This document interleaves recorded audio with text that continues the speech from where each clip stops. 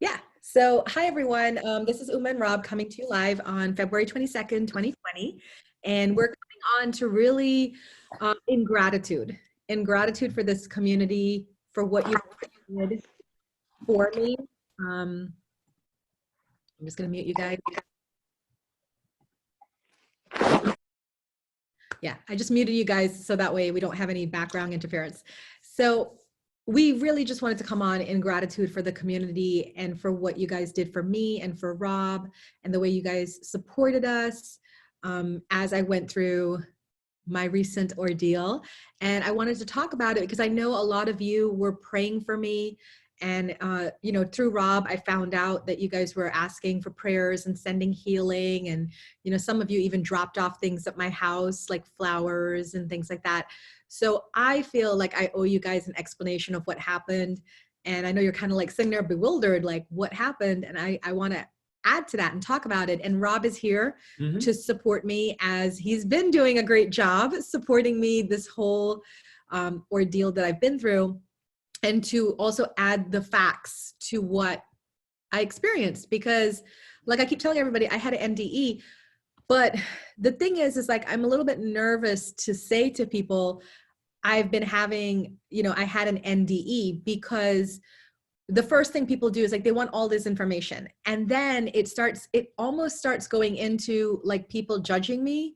Well, did you really have an NDE? Was this really something that happened? And in a way, it makes me feel sad, because it's like, it's my experience. I actually have some validating information, like Rob will attest to today, that I did have an NDE, but because I guess it wasn't what other people have had, I find like people are getting a little judgy. So I'm coming in to share my story tonight, to let you know what I've learned, what I've experienced. And Rob is also going to share what he's learned, what he's experienced. And we're just going to have a great discussion. So before I kick it off with anything, does anybody have anything they want to say? Hi, Leo. Hi, Claudia. Hi, Debbie on Facebook. Hello, everybody. Yeah. And Jenny and Sue on Zoom. And if you guys have anything that you want to ask or anything, just ask us now, and, we can start there. And you'll need to type it in because you are muted. Yeah. Well, we just muted you guys because we're, the sound, there was like background noise. So we wanted to just mute you until. There's a major delay between Zoom and Facebook. Yeah. So it can take a couple of seconds before it transfers over. Leo said hi. Hi, Leo. Hey, Leo. It's been a while, Leo. Give our love to Mary. Oh, please do. Yeah, we miss her. We miss you guys. So, all right. Nobody has any questions, so we'll jump right in. I will not be disclosing the surgery I had. Everybody asked me that, like, what surgery you had? And I'm like, I'm not sharing what surgery I had. Basically, I had a surgery that was to take care of a problem that I've had for 20 years. And I have to say it that way because your body, I mean, it could have been my elbow. I still wouldn't tell you I had elbow surgery. It's my business what I had surgery for. And immediately when I say that, people go to like the most craziest things. They're like, oh, you had that surgery. And I'm like, what is that surgery? It's just like their minds go a mile a minute. And I think like this is a lesson for everybody, that you don't need to know all the details of a person's story. Like you can just hold space and say, wow, I'm sorry you had to have surgery. So basically what I can tell you without, Leo said Mary's right here. Hi, Mary. Hey, Mary. We love you and miss you. Absolutely.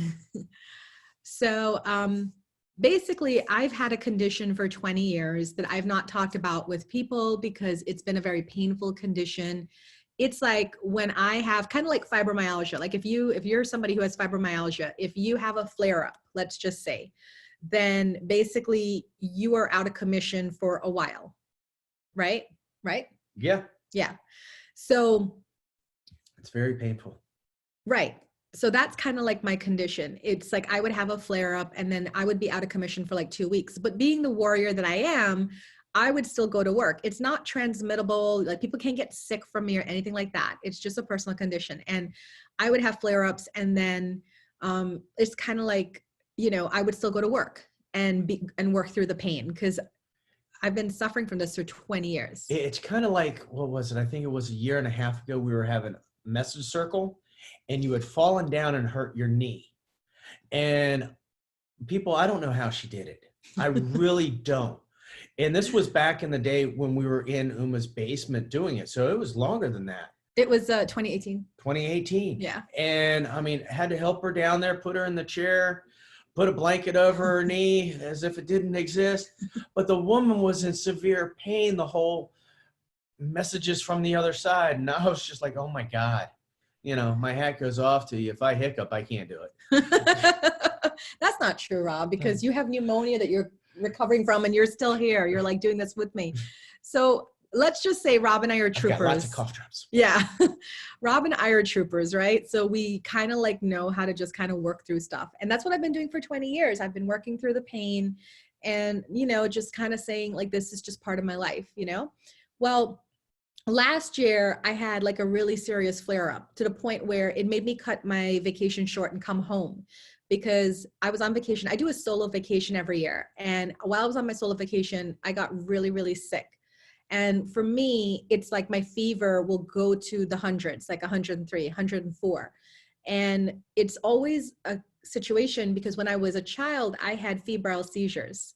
So whenever my fever would get too hot, I would go into seizures. So I always get concerned when I have a fever because I don't want to go back into seizures.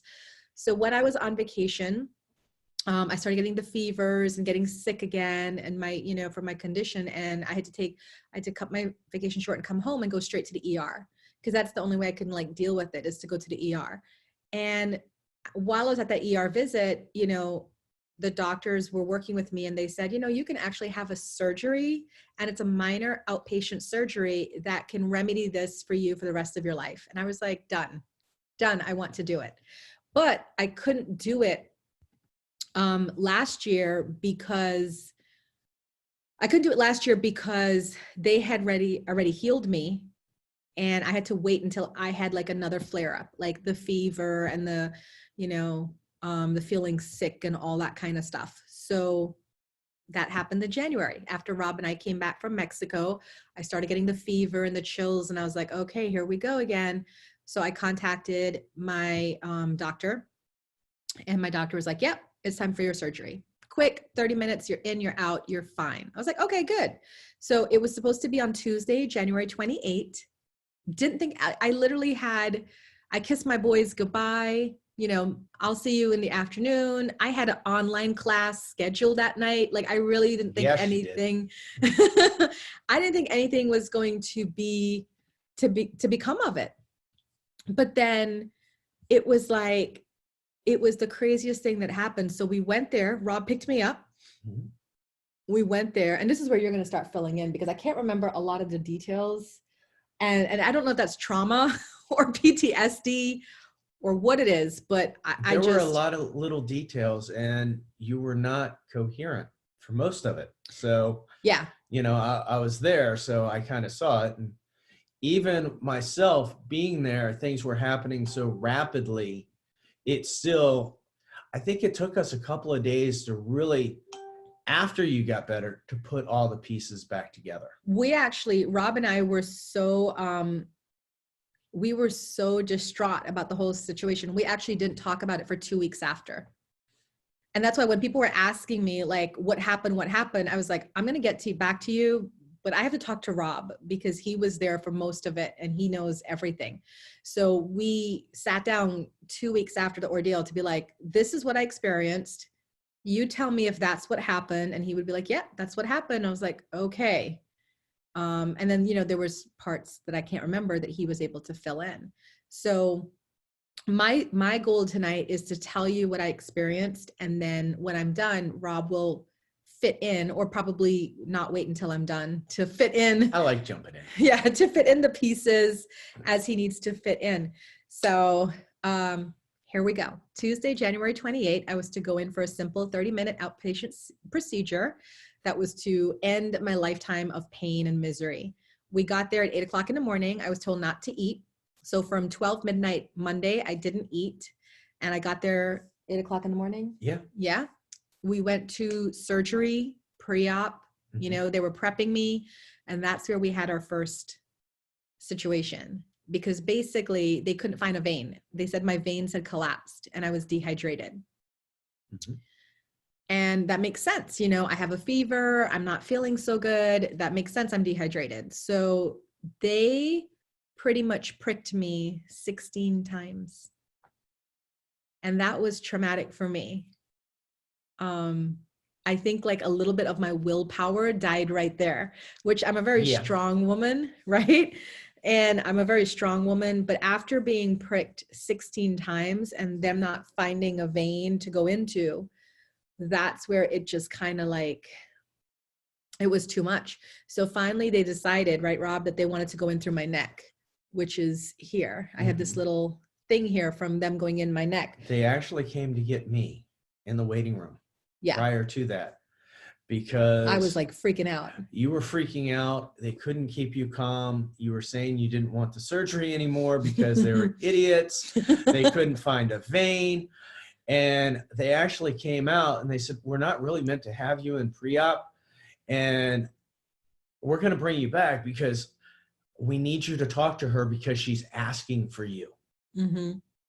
Yeah, I was not in a good place, and I needed Rob right there with me because I just felt they were all idiots. I really did. And, you know, like just even seeing that on my neck, that's like just going to be a constant reminder of, wow, 16 times to get poked with a needle. Like I felt like just like meat. I didn't feel like a human person. And you were saying that quite frequently. I feel like a piece of meat. And I you do. all keep sticking me. I did. And they weren't listening to me. You know, it was just traumatic. And I remember when Rob came in, I looked at him and I said, this is not right. Something's going wrong. Like, this is not right. And I didn't know why I said that, but I just felt like something just shifted. The energy in the room shifted. And I felt like I've had so many surgeries in my life because I've just had a lot of things happen. You know, don't read too much into it, because then like my spiritual people go into like, oh, it's your karma, or oh, what? No, don't. It's life. Okay. I've had a lot of surgeries in my life, and you know, you like for some reason I could feel something was off. The energy just was weird. And some of my students, I did a Facebook Live that morning before I went in. And it was to my private mentorship group. You know, I kind of check in with them. And some of my students in that group said they looked at the video and felt scared because they said there was like some sort of gray shadow over me. So, you know, I don't know, I guess, right?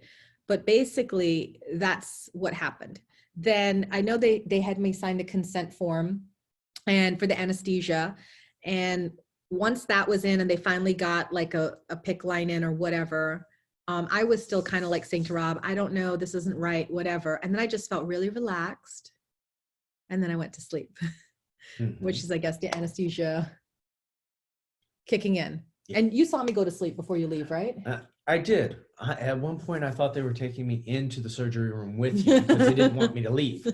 While they were putting the PICC line in Uma's neck, the doctor kept looking at me saying, you're not going to pass out now, are you? You're not going to pass out now. I'm like, no, do what you need to do. And I was just sitting at her feet doing Reiki. Yeah, you did a lot of Reiki on me. I remember that. And you did like a little bit of hypnosis too, because Rob's really good with his hypnotic voice.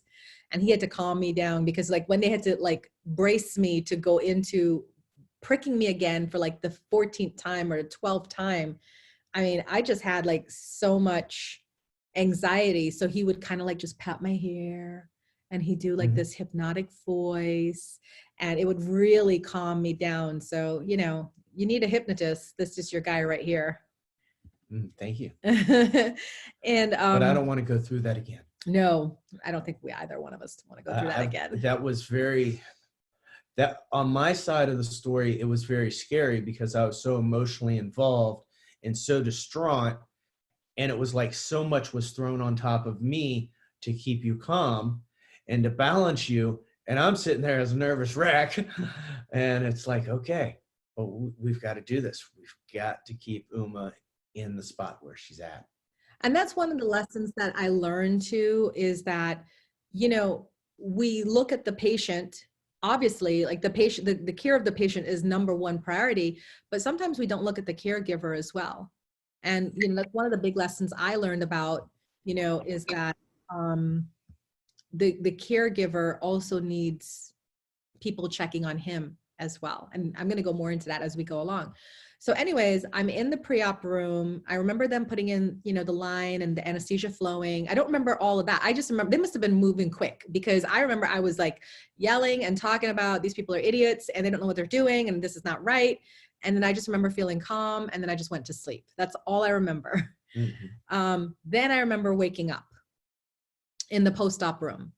And because I've had so many surgeries in my life, I realized that it wasn't just I close my eyes and I open back up and I'm in pre-op. I realized it's a different room, and there was 2 nurses there, not like the 4 or 5 they had in the room before.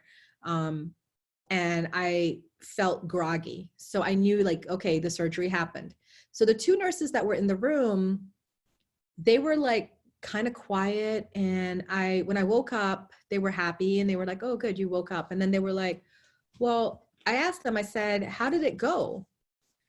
And the one nurse looked at me and she said, not so good. You lost a lot of blood. And I said, okay.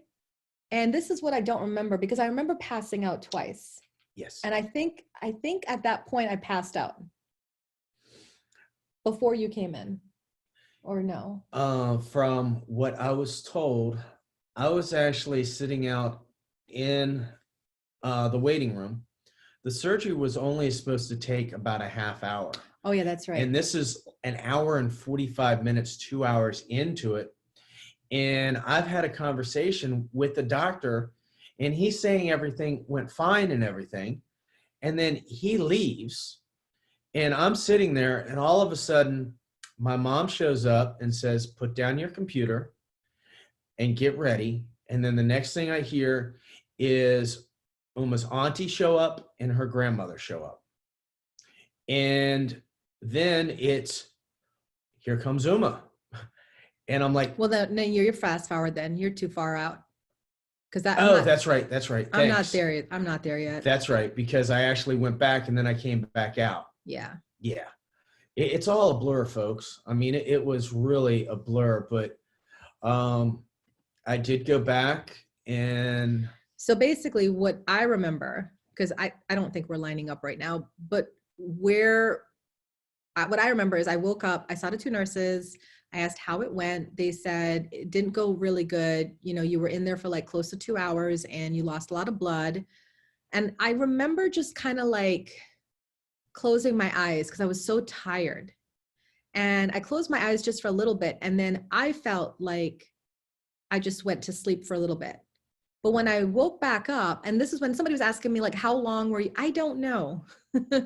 I don't know, but it couldn't have been long. Like, I want to say a minute, less than a minute, 2 minutes. I don't know.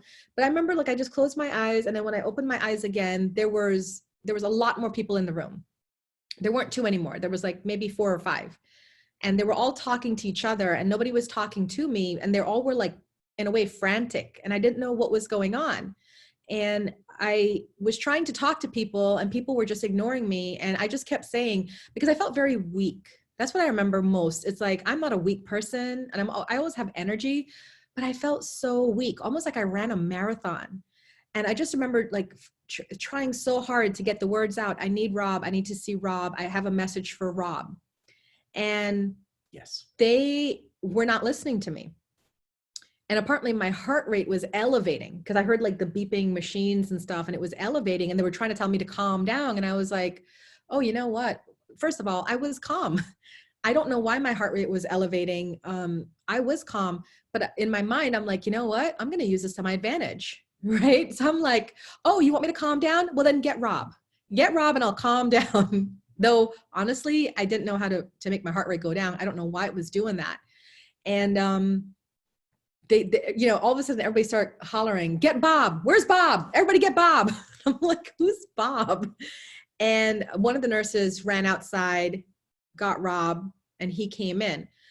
And the reason why I wanted Rob is because I was aware, when I woke back up, I was aware that I did not just take a nap as I originally thought, like seeing 2 people in my room, closing my eyes, opening my eyes again, seeing about 5 people in my room.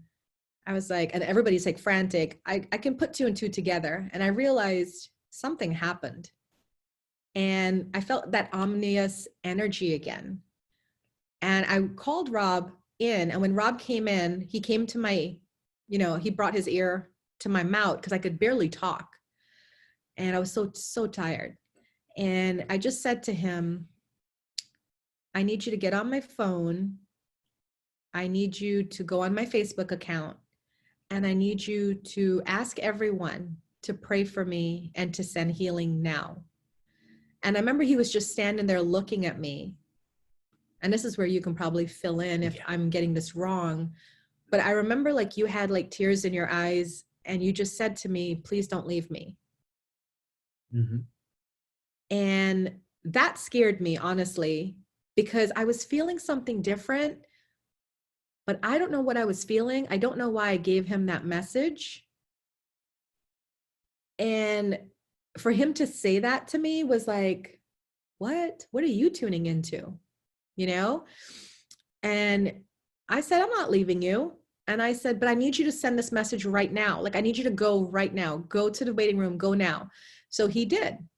He went to the waiting room. And that's why you guys got, like a lot of you said, Rob sent a cryptic message. Well, there's a reason for that, because no sooner had he typed that message and he didn't even have time to like spell check it or go over it, than the nurse ran outside to get him. And she said, you need to come with me now. Mm-hmm. And basically why she did that was I passed out again and my heart rate dropped to 22 and they were afraid my heart was going to stop. And I believe you told me when they brought you in, like he was trying to get the bags and my purse, and she's like, what did she say? She said, leave it all. Come with me now. And I ran back there, and when I got to Uma's bedside, she did pass out again, if you want to call it that, but her energy left and they were shaking her. And I know that they didn't want to scare me as well, but I felt the energy and it was scary. And he told me that they were shaking me and saying like, Alex, come back. Alex, what were they saying? Like, I'm sorry, I don't want to paraphrase because I wasn't there. Wasn't there. It's all a blur. They were saying so many things and shaking you just to get you to come back. I was saying things, but then they also pushed me out of the way. And, I went right back to standing out of the way and just showering the room with Reiki again. But the thing is, I don't remember that. I don't remember anybody shaking me or touching me, or I don't remember any of that. Yeah. And that was the time I went in the tunnel. So from my part, remember, I sent Rob outside. I said, I need you to go and ask everybody that's on there to pray for me and send Reiki healing right now. And the minute he left, it's like almost like I was like holding on. Like I felt like I was holding on because I was just so tired. I was so tired. I've never been this tired in my life. And the minute he left, I was giving him just like a little bit of time to send that message. And when I felt like, I don't know why, but when I felt like he sent that message, honestly, I just let go. That's what I did. I let go. And my letting go for me was, I just wanted to go to sleep. And I was fighting to stay awake. So I let go and I went to sleep. And when I went to sleep, I don't know how long I was there. Maybe Rob knows, maybe the doctors know, I don't know. But what I saw was a black tunnel. It was a dark tunnel. And a mile away, it was a very, very long distance away. A mile away, I saw bright white light. And I saw like a lot of people standing there, like 50 people, like a lot of people just standing there. And I was interested in getting to the light. I was interested in going to the light and seeing who these people were, because it felt very loving and warm. But I couldn't, because there were two women standing right in front of me. And it was my grandmother and it was Rob's mom, Ginny. And it was interesting because I was standing there watching them, and my grandmother was standing like this, and she was not happy with me. And I remember thinking, I am so happy to see you. Why aren't you happy to see me? But they weren't talking to me. They were just like she was standing here like this. And she was kind of like firm in her resolve, you know, like I can feel off of her energy. You're not going anywhere. But Ginny was standing there like this. She was kind of like rubbing her hands together like this, like that indicated nervousness. And when I looked at Ginny, Rob's mom, I realized where I was. And I realized that technically they couldn't stop me from going to the light. My grandmother was trying to fool me and say, like, make it look like you can't go anywhere. But Ginny was giving it away by rubbing her hands together and looking like a little bit worried and concerned, because I think she knew that I could do whatever I want. It's my free will, right? I could go if I wanted to. And I'll tell you something, it was very tempting to go. And a lot of people ask me, didn't you think about your kids? Didn't you think about your family? Didn't you think about Rob? And honestly, from my perspective, no, I didn't think about any of them. This is what I thought about when I was in the tunnel. It was so quiet. I didn't hear a sound, and I've never experienced that in my life. Like even now, if I say, don't say anything, I can still hear the traffic outside. Mm-hmm.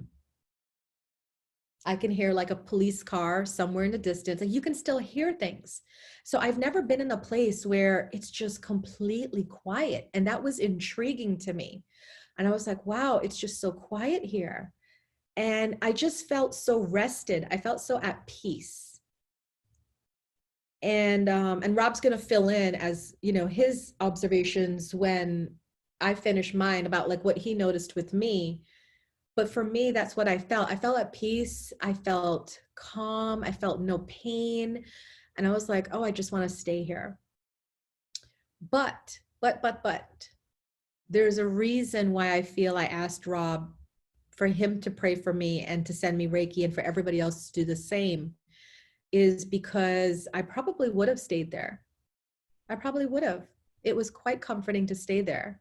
But after seeing these two women that's standing in front of me, I started to hear like people talking in the background.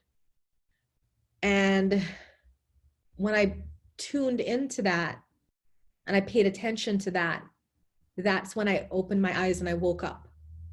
And there's like a ton of people in the room. And I think Rob was at my feet. And I don't remember anything else. So that's where you come in. Well, I will go back to sitting in the waiting room. I jumped ahead a little bit.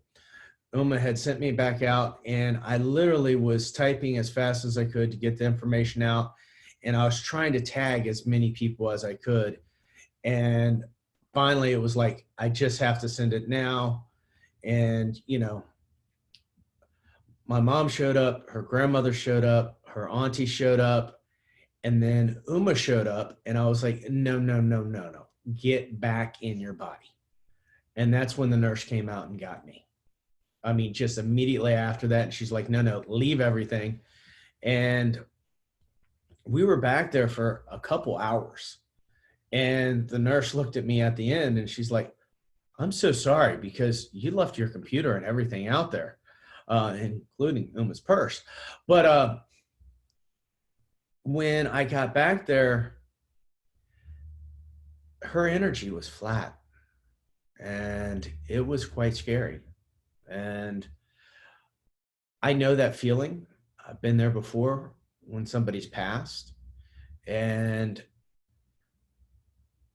it was just very scary. And I went, after talking to her and after they revived her and everything, they still were doing all sorts of stuff to keep her going.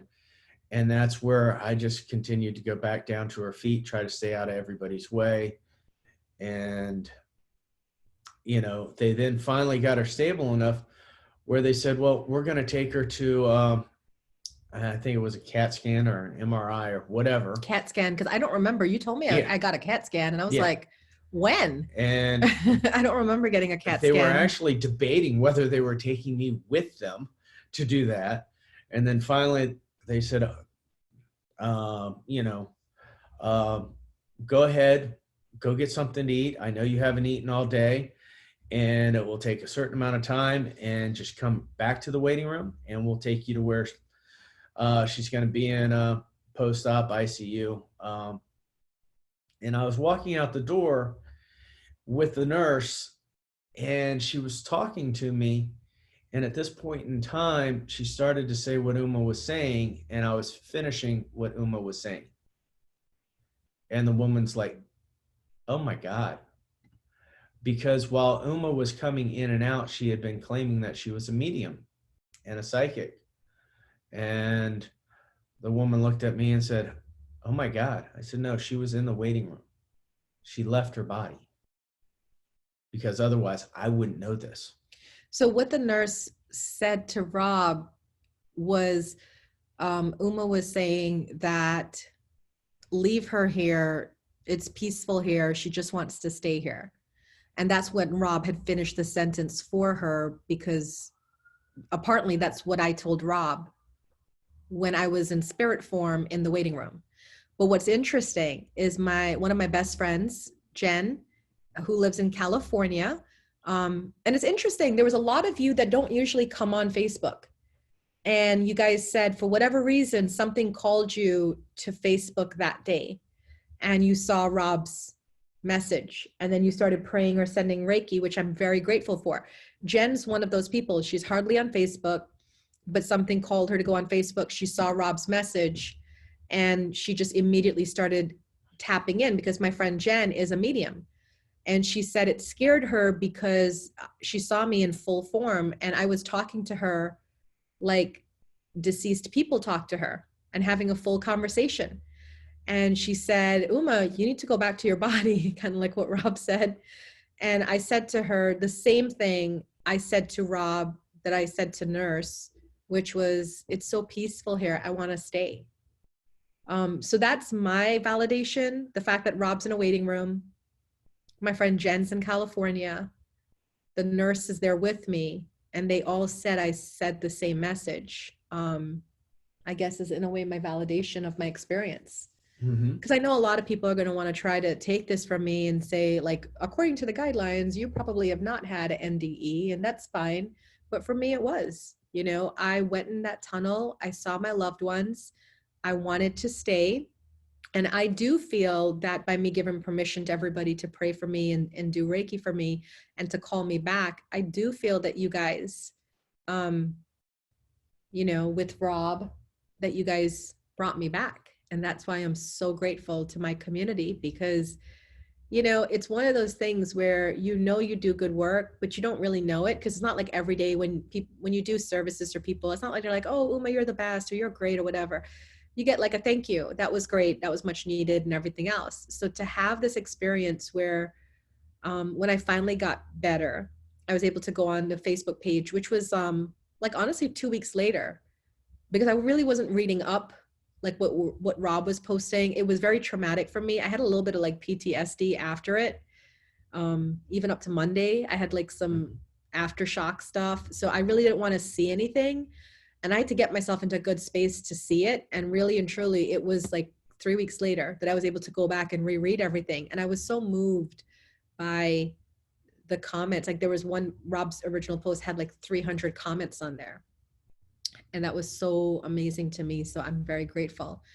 But what was interesting was, after my experience, Rob said that they stabilized me in post-op. I don't remember how they stabilized. Did they give me blood there? Is that how? Yes, they gave you blood there. And basically what they figured when they came out and they were talking to me, they figured on you losing 100 cc's of blood. When 1,500. No, they wanted, the surgery was actually for you to lose about 100 cc's. Oh, okay. Okay, but they then came out and they said that they figured that you lost between 12 and 1,500. But by the time that they got you stable, by my estimation, you were up around 24 to 3,000 cc's of blood. And from my understanding, the human body holds between 6 and 7,000 cc's of blood. And they were going off this estimate or this guesstimate of how much you lost. But the time of the surgery was only supposed to take a half hour. At an hour and 45 minutes, you still weren't out. And I believe part of the slowness in the recovery was just the fact that they were giving you this blood, but not a whole bunch. And the one thing that I really am thankful for is that we did put the PICC line in your neck, because the veins had already collapsed in your arms for the IV, and they wouldn't have ever gotten that blood into you. And so you had lost a heck of a lot of blood. And then I remember in post-op, well, in ICU, they actually needed to take blood from you to actually have it tested to make sure that there was nothing, virus or anything in you. And the one woman that took it from the PICC line in your neck, it was done in a matter of seconds. It probably took close to a minute for them to get the same amount of blood out of the IV in your hand, because the blood just was not coming.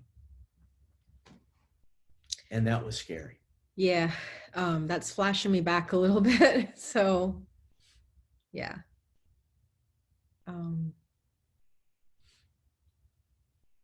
But I also want to say, there were two people that showed up at the hospital, Karen and Colleen.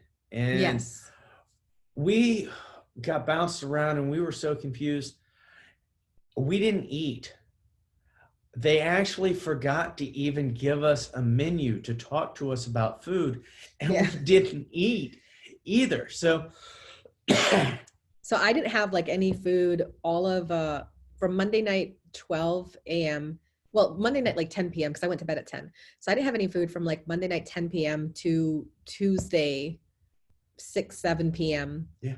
I had no food. And then Karen brought us some delicious Panera bread. So we had that. I just had I was able to just have like a little bit, like a couple sips of the soup. And I couldn't stomach anymore because I was just not feeling good. I had a fever and I wasn't feeling so good. And then they started to worry about infection and sepsis. So then on Wednesday, they were like, well, you can't go home. And then on Wednesday, they couldn't send me home because my fever was really high. And, with the fever, it was reaching 103. And then I had like a buildup of lactic acid in my blood. So they were worried about sepsis and infection. And so I wasn't out of the clear. Even though they had put me in ICU, I still wasn't out of the clear. And honestly, Colleen to the rescue, right? Colleen, we love you so much. And the funny thing is Colleen followed her intuition, because she was in her car and something just told her, like, go see Uma, bring your oils. You got a ton of oils in your car, go. So she did. She came to the hospital. I think she contacted you first about food, right? Like what we wanted. And she stopped at Chick-fil-A. She got some Chick-fil-A. She came. The minute she came, I downed that soup, because one thing that was interesting was right after my visit to the other side, when I came back, I like really knew everything. That was strange. I didn't stay forever. Mm-hmm. I wish it did. But I knew everything. Like I was a medical doctor in there. When they said your lactic acid levels are high and you have fever and we're worried about sepsis, I yelled at them and I was like, well, that's because I haven't eaten. If I eat, the lactic acid would go down. I don't know that. Listen, Uma is sitting here, don't know that. But for some reason, I just knew a lot of things about a lot of things. Don't know why. And when Colleen came in, I grabbed that chicken noodle soup and I ate that thing quick. And the nurse had just taken my temperature and it was 103. And then Colleen comes in, she puts my feet on her lap and she takes out all her oils. And then she starts rubbing the oils on my feet, doing the aroma touch technique, which is a technique that we have. And she's talking to me and I'm relaxed. I have Rob there. I have Colleen there. I have food in my belly. I feel good. Even though everything else is going crazy, I feel good in the moment. And the nurse came back in after half an hour to take my temperature again. And it was 99 degrees. And she said there, she stood in front of me, Rob, and Colleen, and she said, "You have now made me a believer in the essential oils. I witnessed it. I saw it with my own eyes. Wow." And she was just floored about the essential oils. And even when Rob left, he gave them instructions. You put this on her feet every 15 minutes, you know? And they did. I think they were afraid of Rob at that point, though. You know? I was there at shift change and I remembered everything and I was keeping it straight. He really was like my little doctor in my corner because I was very lucid. I don't remember a lot of things. My memory was just, I was very lucid. And I personally feel I wasn't fully back yet from the other side because every time I closed my eyes, I could see that tunnel and I could see my grandmother and I could see Rob's mom. And I would open my eyes with a jolt because I'm like, it was like haunting me. It was just following me around every time I closed my eyes. And I had trouble sleeping the first week after surgery when I came home because I was afraid to go to sleep because I was afraid to go back to the tunnel. So you even brought it up last night before mediumship. Yeah, because because we did mediumship last night for the first time since Rob had pneumonia and me going through my ordeal. We did mediumship last night. And as I was sitting in my house preparing to do the event, I closed my eyes to meet spirit, and to do the blending of the power, which is what mediums do. And immediately I went back to that tunnel and it jolted me. And I opened my eyes and I was shaky and I was like, I don't think I could do this event tonight. Like, I don't want to go back there, but I went, I did fine. You did awesome. Yeah. That I did okay. With a big hurrah at the end, six messages within 10 minutes. Yeah. Made sure everybody was covered. That was good. Yeah. Spirit was on point with that one because they just went like you, and they just start giving messages. It was a fire round. It was a fire round. But, so Wednesday after Colleen brought the oils, that finally broke my fever. And she was able to she's the reason really and truly that I was able to go home because they were watching the fever. They weren't letting me go home if I had a fever, but I was getting another message from Spirit. You need to get out of here. You need to get out of here. Because if you stay here, you're going to get sick. Mm-hmm. And I was like, okay, I need to go home. So I kept trying to tell the nurses every time they came, how are you doing? I'm doing better. Can I go home now? I'm doing better. And they were like, no, Uma, you can't go home now. You have to get rid of this fever. You're like all these things, your blood pressure has to stabilize, like all this other stuff. And I'm like willing myself, like, I need to get better. I need to get out of here. Now at this point, my mom's having like a heart attack because I didn't even tell my parents I was going in for surgery. I thought that it was going to be like a quick in and out thing. So thanks to Rob, he was keeping my parents, up to date with what was going on. And my parents realized the severity of the situation. So they actually decided like mom's coming up for a week. So my mom came up actually for 10 days. She came up for 10 days and it was like interesting because finally Thursday, they're like, yeah, you can get out of here. And I was dressing, right? Like I was I was moving. They were like, oh, you got a couple hours. I'm like, couple hours. No, we're going home now. Yeah. Get me out of here. I need to go home. Right. So we got out, Rob brought me home. And it's interesting because I always tell people, I feel like you brought me home, situated me, got my pills, made sure my mom got in the house, saw her, spent some time with her and everything. And then did you spend the night? Yeah. Yeah, you did spend that Thursday night. Mm-hmm. Yeah, I can't remember because I was so lucid and out of it. But he spent the night and it was like, I feel on Friday, he felt like, okay, she's in good hands. And he left and I didn't see him for 2 weeks because then he crashed. We were sitting next to each other and I was always taking your temperature to make sure that your temperature wasn't going up. I remember that. And all of a sudden, both of us, our temperatures went up to 103. And I was like, I remember that. We do not need to be sitting next to each other because I am getting ill. You're getting better. I've got to exit.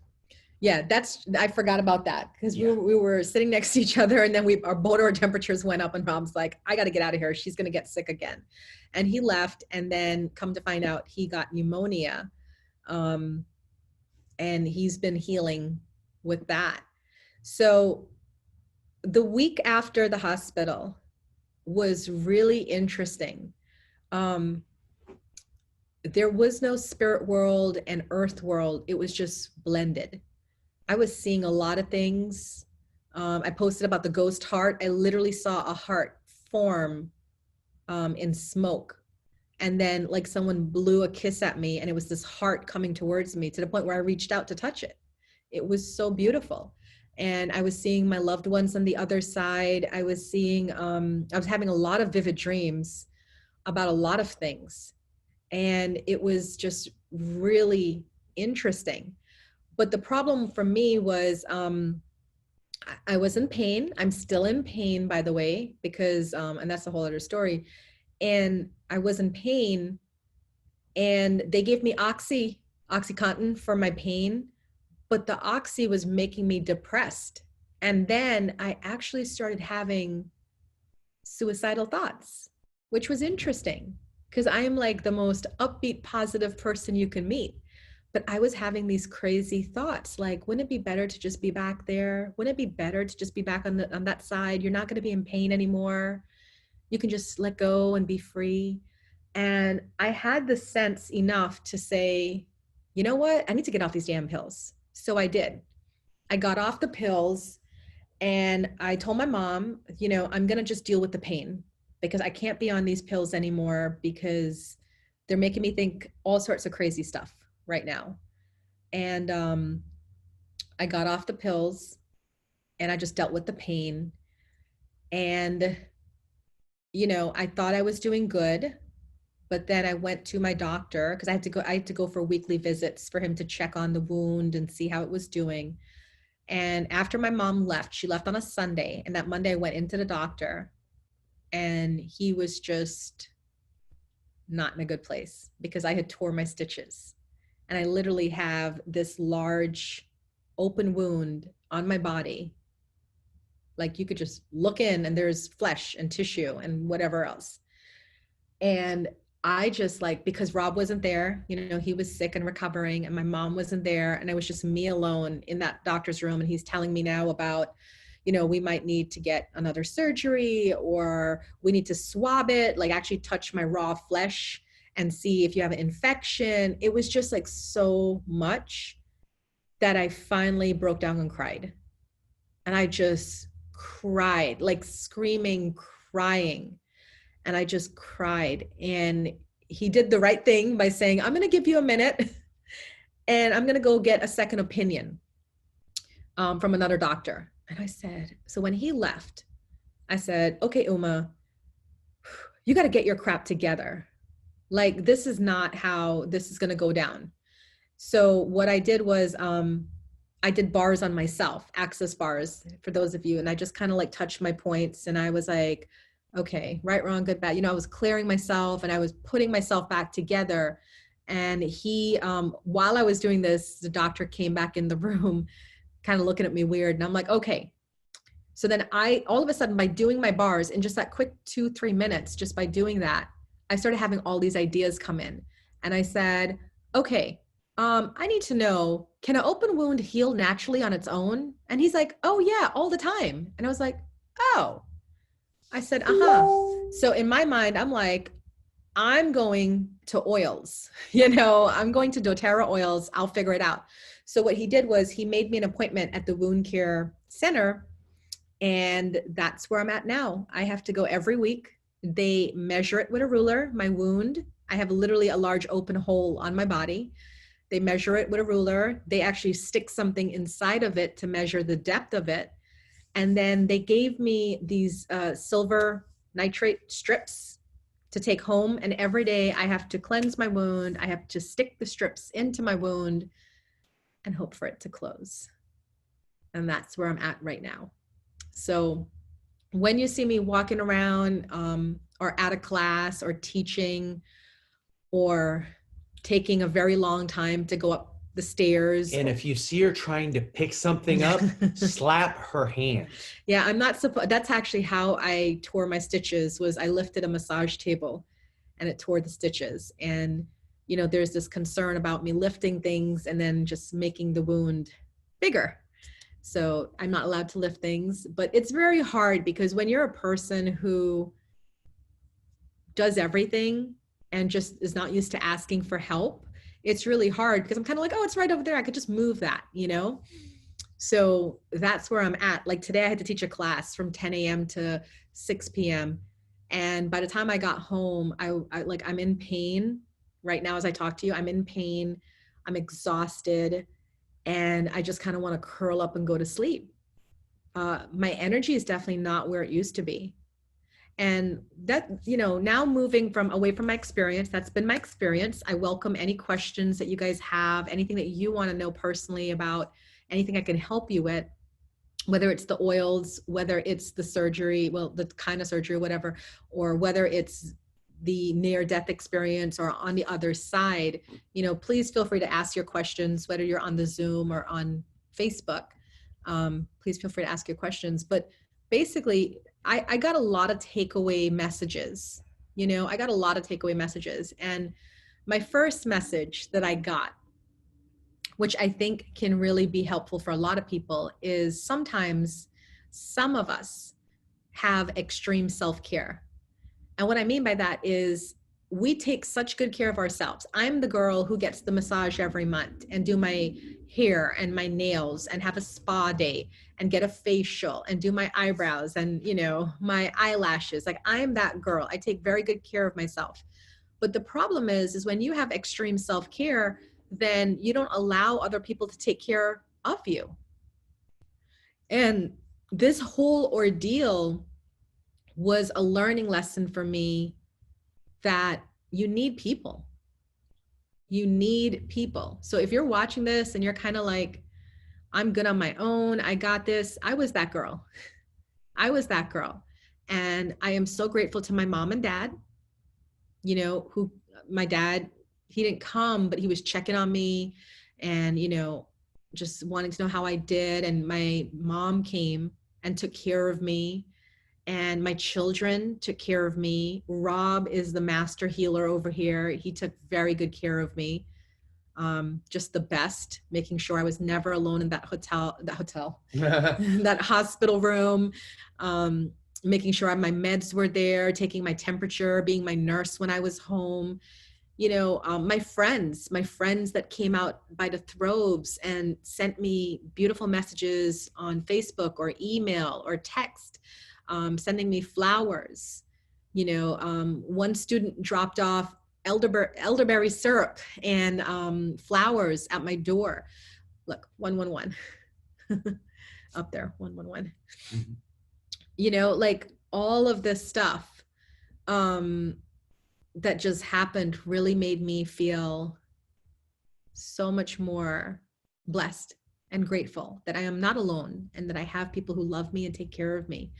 And, you know, I needed help moving on Thursday. On 2/20/20, I moved out of suite 201 into 101. I have 2 suites. I'm giving up one of them. And I'm just, you know, I'm just doing me downstairs in 101. And I can't move anything, right? And my friends, my children came out on Thursday from 5 p.m. to 9 p.m., 4 hours of moving everything, taking pictures down, rehanging them up, moving furniture and everything. And they did it. And, you know, I didn't pay them. I didn't even give them dinner. I'm a bad friend, but they came and they did it. And, you know, for those of you that have been just offering me free things, like Chris Gates giving me free Reiki and Rebecca Funes giving me a free facial, I appreciate you so much because I am an extreme self-care person. So I don't know how to ask for help. And when people say, well, what do you want? I'm always going to say nothing. I don't need anything. So if you have people in your life and they're going through something, don't ask them, what do you want? We're going to say nothing. We don't want to be a burden to anybody. But if you just show up with food or a gift certificate somewhere, or you come and you massage my hand or my feet or something, like if you do something from your heart, that's going to mean so much to me, whether I need it or not, because I'm not the kind of person to ask for help. Did you want to say anything about that? I'd like to thank Carl. Oh yeah, for stopping by. He stopped by and he left cocktail remedy on my front porch, as well as he went to Chick-fil-A and got me 3 things of soup, and I didn't ask for it, but I asked him to go. Uma asked him. Thank you, Uma. But he didn't get 1; he got 3, and I'll be honest with you, it took me a day and a half to eat only 1 bowl of the soup because that's where I was at. But it was just so nice, and it touched my heart. It touched my heart seeing everybody respond to what I put out there on Facebook for Uma when we were up around 300. And I know a lot of people were texting and emailing, and they wanted their own update. But I need to share with you all, while we were in the hospital, I was doing that while Uma was sleeping. She would finally go to sleep. I would answer, and there was no way possible for me to go to everybody's text or everybody's email. So some people got little curt responses that I would copy and paste. Please go to the Facebook thread, because the other thing was I was trying to keep it in one spot so that everybody that was following it could follow it from wherever in the world they were, because it wasn't just people here. It was people in England. It was people in Guyana. It was people in California and Canada, different time zones. So thank you all very much. And, my little post that I put out as well. Thank you all for sending your prayers for me as well with the pneumonia. Mark just asked it. He said, thanks for pushing through the pain and exhaustion to share this story. Got to find out more about the oils. I know they were powerful and effective, but wow. Yeah. And for all of you, like I'm doing, I think it's next week, I'm doing a webinar on Zoom about the specific essential oils I used for my recovery, because they're actually still part of my recovery and they're still wowing people. Like for instance, it was on a Tuesday that my doctor discovered I had an open wound. The earliest appointment he could get me at the wound care specialist was until Monday. So he had an option. Either I send her to the ER and they look at it then and there, or I send her home and pray to God she doesn't get an infection in an open wound. And I begged him to send me home because I was like, I am not going back to the hospital right now. Like, you can't beg me to go to a hospital. And he was very nervous sending me home because it's an open wound. It's literally a hole on my body. And he was afraid it was going to get infected, but I promised him I'll take good care of myself. So I'm home now and I'm doing home remedies to take care of myself until I could see the wound care specialist on Monday. And you know what it was? It was oils. I got a bottle. I mixed the oils that I felt were going to be a good for this cleansing this wound. I took showers twice a day. I sprayed the wound twice a day and I prayed and hoped for the best. Went into wound care on Monday.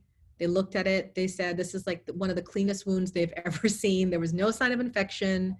They were like, yeah, just keep doing what you're doing. But here, also have these strips that you stick into it. Luke says, are these oils good for after knee surgery? Absolutely. The thing is like, I can't technically say they're good for medical conditions because with compliance with FDA, I can't make claims unless like, I can't make any claims about surgeries or medical conditions or anything. But what I can tell you is how the oils work with the body systems.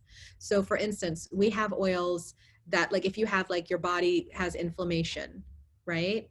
We have oils for that. If you are recovering from surgery and you're in pain, we have oils that are like deep blue rub would be a comforting oil while you're going through recovery, So, I always offer people a free one-on-one wellness consultation. And it's something like this, where we create a Zoom, I have a presentation, I talk about the benefits of natural healing using essential oils, and then I list to you my products. I'm with doTERRA, so I list to you like the products I use on a regular, and then I talk about doTERRA, the company, and then you're free to buy them, or you're free to just say, hey, Uma, thanks for the education, So I do a group essential oils 101 class every month. Online. but then I also do one-on-ones if you can't wait. So if somebody here is watching and you're like, I want to know more about oils, you just contact me. We set it up, for an hour of your time. And then I meet you on Zoom and I go over the oils. But here's what I'm going to tell you. I've gotten a lot more curt after my surgery because you really don't have time to waste. Don't contact me or waste my time if you already know you're not purchasing anything. Because people will do that. They'll be like, full disclosure, I'm not buying anything. And I'm like, well, full disclosure, I own a company and I'm hoping you buy something to support my company. So, the next webinar, Mark, it's going to be on my Meetup calendar. So if you guys go to Meetup, and I don't think I've actually put it up yet for the next month, for March. I was planning to do that tonight, is put it up for March, but it's going to just say Essential Oils 101. And yeah, if you're like, I'm in this place where I'm not going to buy, then don't contact me for a one-on-one. Contact me for like the class, when the class is coming out. And Mark, one thing that I want to hop in there with the essential oils, On Guard is what we really use to boost the immune system. Mm-hmm. And the one thing that I've seen written up, On Guard is so strong that if you've had replacement surgery, so if you actually had something put into your knee, there's actually been write-ups to say that it will boost your immune system to actually fight the implant. So that is a one caveat that I have actually heard to not use that for. But that's also a testimony in just how strong On Guard is.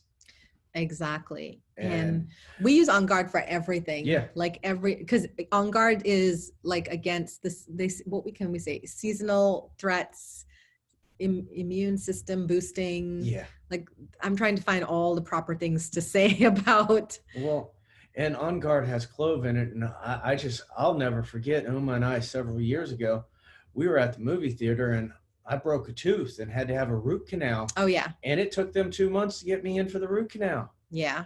I went through so little of clove oil. I mean, it was astonishing just how much it took away relief. I think I'm meant to say I had relief from a lot of my pain, something like that. Mark, March 4th, I'm going to put up, I was just looking right now about my next online class, Essential Oils. I'm going to put it up for March 4th at 7 p.m. So if any of you are just interested about the oils part of this, March 4th is a Wednesday and it's going to be at 7 p.m. And all you have to do is just, if you go to that link down there, Meetup, and find the date, you'll be able to join the class from there and we'll do it on the webinar. So yeah, what other questions do you guys have?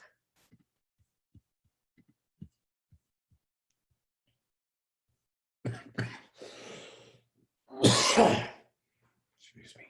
So, well, that's it. If you guys don't have any more questions, and I'm looking at my Zoom people, Sue, Jeannie, someone on the phone. Any questions?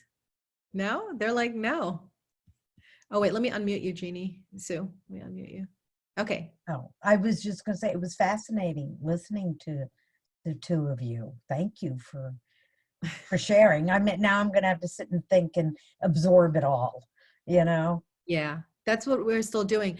And a lot of people ask me, they're like, where are you now? And I'm like, I don't know. Like right now, I kind of feel like I walk between the two worlds.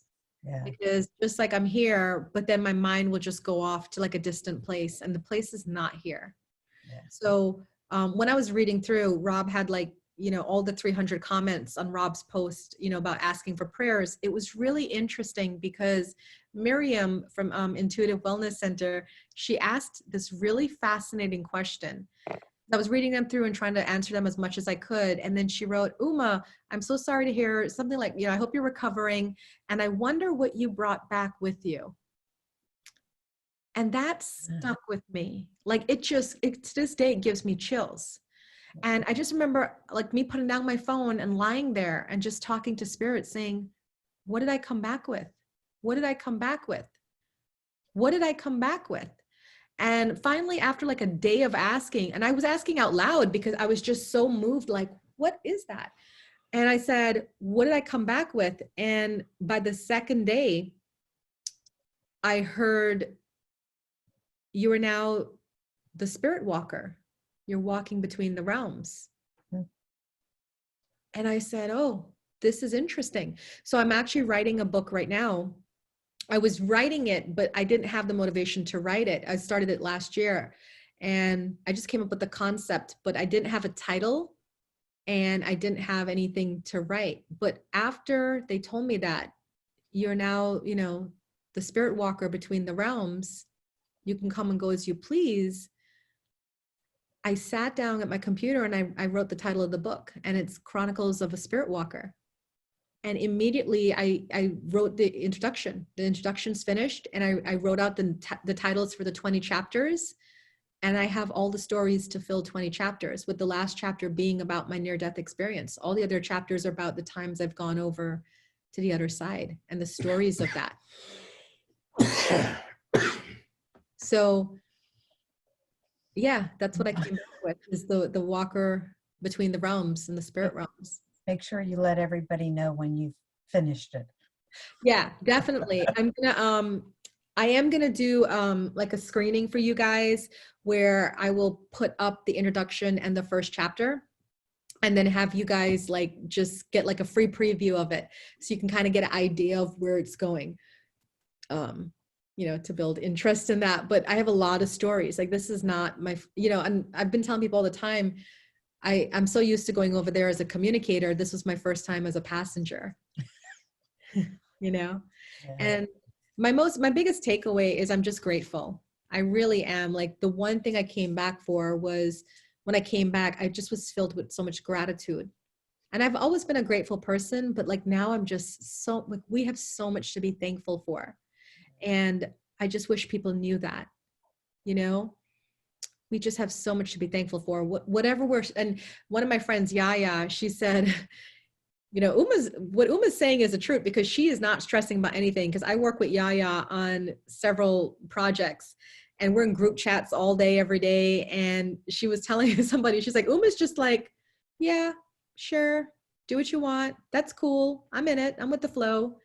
And they're all like laughing at me because I'm so not uptight anymore. I'm just like, yeah, whatever works. You know, whatever works. So thank you guys for listening. Thank you for sharing. Oh, you're so welcome. You're so welcome. I'm glad that we got to do this. And I just really wanted to, I felt like I owed it to you guys to tell you what happened, so that way you would know and understand like why it was so important that that you guys held space for me, because I don't know if I was going to make it out, Yeah. but I'm glad I'm glad you decided to stay here. I know, right? So it's like, I'm glad to be here too. When people say that, they'll come up to me and say, I'm so glad you're here. And I'm like, me too. And I really want to say I'm very grateful for this man right here, because he really went above and beyond. Like, you know, you always think like, you know what your boyfriend or your girlfriend's supposed to do, or hope they do. And Rob just went above and beyond and did everything beyond what he was supposed to do. So. Thank you very much. All right. So Well, thank you guys so much for coming. And have a good night. Have a good night. Bye. Bye-bye.